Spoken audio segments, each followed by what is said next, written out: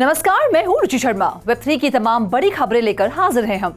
Apparel giant Puma और entertainment agency rock nation, जिसकी स्थापना रैपर जे-ज़ी ने अपने legendary hip hop label rock-failure records के अनुवर्ती के रूप में किया था, जिसने एक नई स्नीकर कलेक्शन के लिए टीम बनाई है जो NFT से जुड़ी है और मिक्स टेप के विकास के लिए होमेज देती है। कलेक्शन में 3 अलग अलग mix tape inspired sneaker styles शामिल हैं, जिसमें क्रमशः कैसेट टेप, डिस्क और प्लेलिस्ट नाम दिया गया है। स्नीकर्स के हर पैर में एक unique blockchain backed LGT tag होता है जो लेफ्ट शू के नीचे छिपा होता है। एक नियर फील्ड कम्युनिकेशन चिप जिसे एक एक्सक्लूसिव डिजिटल कंटेंट को अनलॉक करने के लिए स्मार्टफोन से स्कैन किया जा सकता है। हर NFC चिप अवालांच ब्लॉकचेन के माध्यम से लेजिटिमेट द्वारा तैयार किए गए NFT से भी जुड़ा हुआ है। NFT से जुड़े LGT टैग स्नीकर्स और अन्य अपैरल सहित फिजिकल प्रोडक्ट्स को भी ऑथेंटिकेट कर सकते हैं। बायर्स को weekly mixtape drops, rock nation पर आने वाले आर्टिस्ट के अनरिलीज म्यूजिक की 14 ट्रैक प्लेलिस्ट की सुविधा मिलेगी।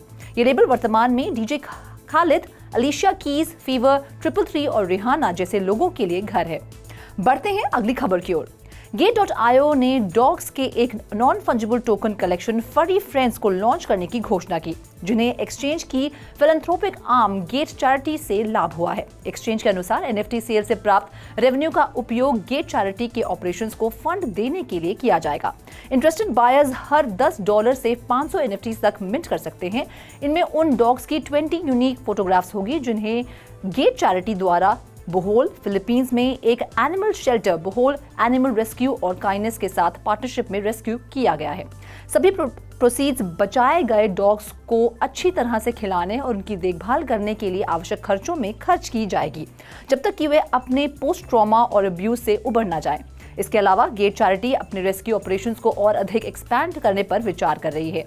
Gate.io ट्रेडिंग वॉल्यूम और यूजर्स के मामले में दुनिया में लीडिंग क्रिप्टोकरेंसी एक्सचेंज में से एक है। हालांकि ये NFT से कितने फंड्स जुटाएगा, ये सिर्फ समय ही बता सकता है, खासकर जब से NFTs की पॉपुलैरिटी और मार्केट वैल्यू में गिरावट आई है। बाकी अहम खबरों के लिए करते हैं विशाखा का रुख। NF Kings और स्टार CM ने एक Web3 एंटरटेनमेंट मेटावर्स सिंग मेटा लॉन्च किया है, जो 100 मिलियन से अधिक व्यूअर्स और फैंस के लिए एक इमर्सिव और यूनिक इंटरैक्टिव एक्सपीरियंस प्रदान करेगा। सिंग चाइना मेनलैंड चाइना में सबसे पॉपुलर रियलिटी टीवी शोज में से एक है।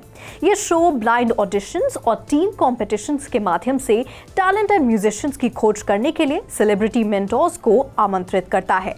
सिंग मेटा, जो सिंग चाइना का मेटावर्स वर्जन है, जो व्यूअर्स, फैंस और कंटेस्टेंट्स को शो के लिए अधिक एंगेजिंग और 2-वे इंटरैक्टिव एक्सपीरियंस प्रदान करेगा।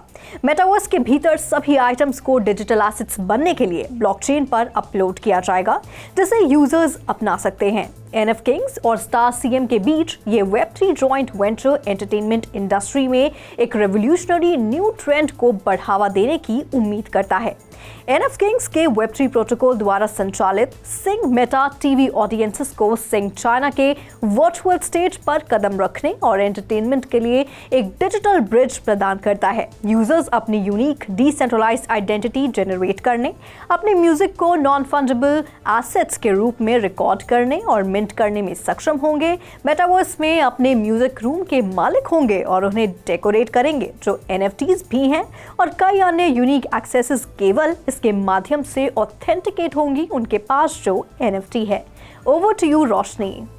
डिसेंट्रलाइज्ड फाइनेंस प्रोटोकॉल आवे ने इथेरियम मिनट पर अपना एल्गोरिथमिक यूनाइटेड स्टेट्स डॉलर से जुड़ा स्टेबल कॉइन GHO लॉन्च किया है, जिसमें अब तक $2.19 मिलियन वर्थ का GHO मिंट किया गया है। आवे ने 16 जुलाई के ब्लॉग पोस्ट में एक नई स्टेबल कॉइन के लॉन्च की घोषणा की, जिसमें नई स्टेबल कॉइन GHO को डिसेंट्रलाइज्ड ओवर कोलेटराइज्ड एसेट के रूप में वर्णित किया गया था।